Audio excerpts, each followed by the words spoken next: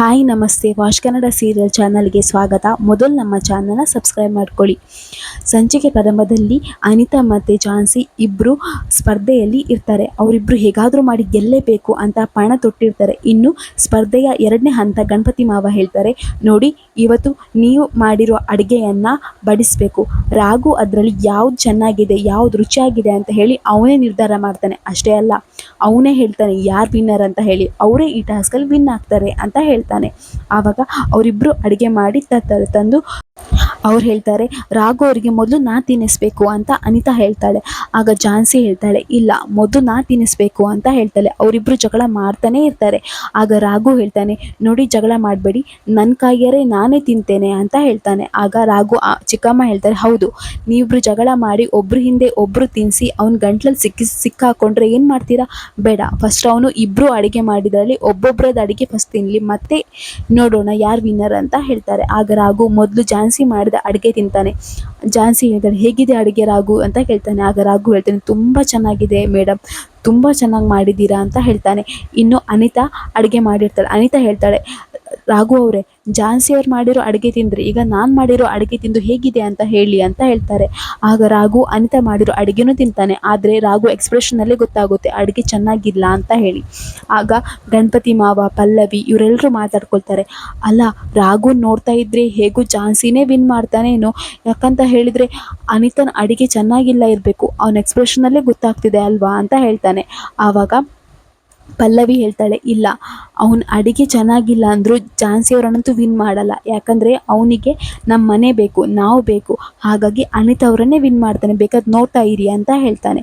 ಇನ್ನು ಗಣಪತಿ ಮಾವ ಹೇಳ್ತಾನೆ, ಆಯಿತು ರಾಘು, ಇವಾಗ ನಿಂದು ಊಟ ಆಯ್ತಲ್ವಾ, ಈಗ ನೀನು ಹೇಳು ಯಾರು ವಿನ್ನರ್ ಅಂತ, ಯಾರ ಅಡುಗೆ ಚೆನ್ನಾಗಿದೆ ಅಂತ ನೀನೇ ಹೇಳು ಅಂತ ಹೇಳ್ತಾರೆ.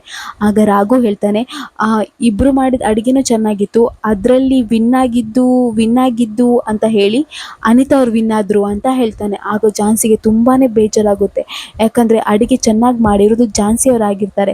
ಆಗ ಸಂಗೀತ, ತರುಣಿಗೆ ತುಂಬಾ ಬೇಜಾರಾಗುತ್ತೆ, ರಾಘು ಈ ರೀತಿ ಮಾಡಿಬಿಟ್ಟಿಯಲ್ಲ, ನೀನು ಮೋಸ ಮಾಡಿಬಿಟ್ಟಿಯಲ್ಲ, ಝಾನ್ಸಿಗೆ ನೀನು ಮೋಸ ಮಾಡಿಬಿಟ್ಟಿಯಲ್ಲ ರಾಘು, ಅಡುಗೆ ಚೆನ್ನಾಗಿದ್ದು ಝಾನ್ಸಿ ಅವರು ಮಾಡಿದ್ದು, ನಿನ್ನ ಮುಖಭಾವನೆಯಲ್ಲೇ ಗೊತ್ತಾಯಿತು, ಆದರೆ ನೀನು ಅನಿತಾ ಅವರ ಹೆಸರು ಹೇಳಿಬಿಟ್ಟು ಝಾನ್ಸಿಗೆ ಮೋಸ ಮಾಡಿಬಿಟ್ಟಿಯಲ್ಲ ನೀನು ಅಂತ ಹೇಳಿ ತರುಣ್ ಮತ್ತು ಸಂಗೀತ ಮನಸ್ಸಲ್ಲೇ ಅಂದ್ಕೊಳ್ತಾ ಇರ್ತಾರೆ.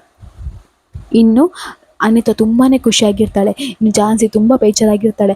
ಆವಾಗ ಅನಿತಾ ಬರ್ತಾಳೆ. ಅನಿತಾ ಬಂದು, ಏನಮ್ಮ ಝಾನ್ಸಿ, ಇಷ್ಟು ತನಕ ಹೇಳ್ತಿದ್ದೆ, ತುಂಬ ಬಿಲ್ಡಪ್ ಕೊಡ್ತಿದ್ದೆಲ್ಲ, ನಾನು ತಾಳಿ ಕಟ್ಟಿಸ್ಕೊಂಡ ಗಂಡ, ನನಗೆ ತಾಳಿ ಕಟ್ಟಿದ್ದಾನೆ ನನ್ನ ತಾಳಿ ಕಟ್ಟಿದ ಗಂಡ ಹೇಳ್ಕೊಂಡು, ಈಗ ಏನಾಯಿತು ನೋಡಿದ್ಯಾ, ಅವ್ರ ಮನಸ್ಸಲ್ಲಿರೋದು ನಾನೇ, ರಾಘು ಮನಸ್ಸಲ್ಲಿರೋದು ಈ ಅನಿತಾನೇ, ನೀನಲ್ಲ, ಅದಕ್ಕೆ ಅಡಿಗೆಯಲ್ಲಿ ನನ್ನನ್ನೇ ವಿನ್ನರ್ ಅಂತ ಹೇಳಿದ್ದು, ಅದರ ಅರ್ಥ ಅವನಿಗೆ ನನ್ನ ಜೊತೆ ಇರಬೇಕನ್ನೋದು ಆಸೆ, ನಿನ್ನ ಜೊತೆ ಅಲ್ಲ, ನಿನ್ನ ಜೊತೆ ಇರೋದಕ್ಕೆ ಅವನಿಗೆ ಆಸೆನೇ ಇಲ್ಲ, ಅದನ್ನು ನೀನು ಅರ್ಥ ಮಾಡ್ಕೊ ಅಂತ ಹೇಳ್ತಾಳೆ. ಆಗ ಝಾನ್ಸಿ ಹೇಳ್ತಾರೆ, ಅನಿತಾ, ನೀನು ಅಂದ್ಕೊಂಡಿದ್ದು ಯಾವುದು ಸತ್ಯ ಅಲ್ಲ, ಅವ್ರು ಇವತ್ತು ಹೇಳಿರ್ಬೋದು, ಆದರೆ ಲೈಫ್ ಲಾಂಗ್ ಅವ್ರ ಜೊತೆ ಇರೋದು ನಾನೇ, ಯಾಕಂದರೆ ನಾನು ತಾಳಿ ಕಟ್ಟಿಸ್ಕೊಂಡಿದ್ದೇನೆ, ನನ್ನ ಗಂಡ, ಅವರನ್ನು ಬಿಟ್ಟು ಮಾತೇ ಇಲ್ಲ ನಾನು, ನೀನೇ ಈ ಮನೆ ಬಿಟ್ಟು ಹೋಗ್ತೀಯ, ಈ ಮನೆ ಸೊಸೆ ನಾನೇ, ಲೈಫ್ ಲಾಂಗ್ ಈ ಮನೇಲಿ ಇರಬೇಕಾದವಳು ನಾನೇ ಅಂತ ಹೇಳಿ ಝಾನ್ಸಿ ಅಲ್ಲಿಂದ ಹೋಗ್ತಾಳೆ.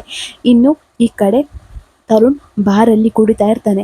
ಆವಾಗ ರಾಘು ಬರ್ತಾನೆ. ರಾಘು ಬಂದು ಹೇಳ್ತಾನೆ, ತರುಣ್ ನೀನು ಏನು ಮಾಡ್ತಿದ್ಯಾ, ಈ ರೀತಿ ಕುಡಿತಾ ಇದೆಯಲ್ಲ, ಏನಾಯ್ತು ಇವಾಗ ಅಂತ ಹೇಳ್ತಾರೆ. ಆಗ ತರುಣ್ ಹೇಳ್ತಾನೆ, ಇನ್ನೇನಾಗಬೇಕು, ಪಾಪ ಝಾನ್ಸಿ ಮೇಡಮ್, ಅವರಿಗೆ ನೀನು ಮೋಸ ಮಾಡಿಬಿಟ್ಟಿಯಲ್ಲ, ನನಗೆ ಎಷ್ಟು ಬೇಜಾರಾಯಿತು ಗೊತ್ತಾ, ಅವ್ರಿಗೆ ನೀನು ಈ ರೀತಿ ಮಾಡಬಾರ್ದಿತ್ತು, ಆದರೆ ನನ್ನ ಕಷ್ಟ ನಾನು ಯಾರ ಹತ್ರ ಹೇಳ್ಕೊಳ್ಳಿ, ನಿನ್ನನ್ನು ನಾನು ಒಳ್ಳೆಯವನು, ನೀನು ನ್ಯಾಯ ರೀತಿಯಲ್ಲಿ ಇರ್ತೀಯ ಅಂತ ಅಂದ್ಕೊಂಡೆ, ಆದರೆ ನೀನು ಅನ್ಯಾಯ ಮಾಡಿಬಿಟ್ಟೆ ಅಲ್ವಾ, ನಿನಗೆ ಖಾಲಿ ಬೇಕಾಗಿರೋದು ನಿನ್ನ ಮನೆಯವ್ರು ನಿನ್ನ ಜೊತೆ ಇರಬೇಕು, ನಿನ್ನ ಮನೆಯವರೆಲ್ಲರೂ ನೀನು ಒಪ್ಕೊಳ್ಬೇಕು ಅನ್ನೋದು ಮಾತ್ರ, ಅದನ್ನು ಬಿಟ್ಟು ನೀನು ತಾಳಿ ಕಟ್ಟಿದ ಹೆಂಡತಿ ಅವಳ ಜೊತೆ ಇರಬೇಕನ್ನೋದು ನಿಂಗಿಲ್ಲ, ನಿಂಗೆ ಯಾವಾಗಲೂ ಸ್ವಾರ್ಥನೇ ಆಯ್ತಲ್ಲ ರಾಘು, ನಿನ್ನ ಮನೆಯವರು ಏನು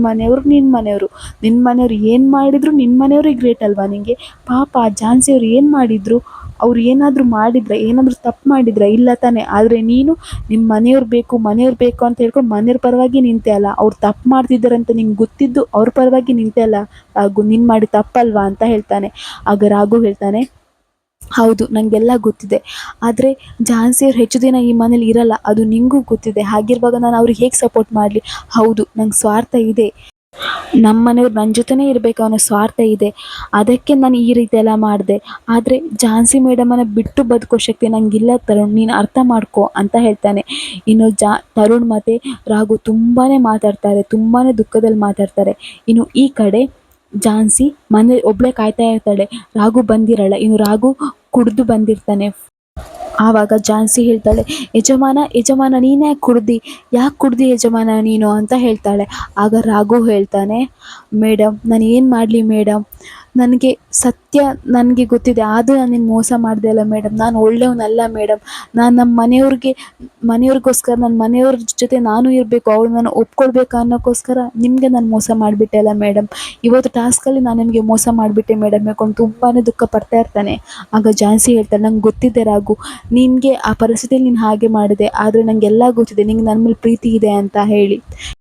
ಹೌದು ಮೇಡಮ್, ನಾನು ನಿಮ್ಮನ್ನು ತುಂಬ ಪ್ರೀತಿಸ್ತೇನೆ, ನೀವಿಲ್ಲದೆ ನಂಗೆ ಇರೋಕ್ಕೆ ಆಗಲ್ಲ, ಆದರೆ ನಾನು ಏನು ಮಾಡಲಿ ಮೇಡಮ್, ಪರಿಸ್ಥಿತಿಗೆ ಕಟ್ಟಿಬಿದ್ದಿದ್ದೇನೆ ಮೇಡಮ್ ಹೇಳ್ಕೊಂಡು ತುಂಬಾ ದುಃಖ ಪಡ್ತಾ ಇರ್ತಾನೆ. ಆಗ ಝಾನ್ಸಿ ಹೇಳ್ತಾಳೆ, ನೋಡ್ರಾಗು, ನಾನು ಈ ಮನೆ ಸೊಸೆನೆ, ನಾನು ಇದೇ ಮನೇಲಿರ್ತೇನೆ, ಅದು ನೀನು ಕೂಡ ನೋಡ್ತೀಯಾ ಅಂತ ಹೇಳ್ತಾಳೆ. ಇಲ್ಲಿಗೆ ಈ ಸಂಚಿಕೆ ಮುಗಿಯುತ್ತೆ. ನಮ್ಮ ವಾಚ್ ಕನ್ನಡ ಸೀರಿಯಲ್ ಚಾನಲ್ನ ಸಬ್ಸ್ಕ್ರೈಬ್ ಮಾಡ್ಕೊಳ್ಳಿ.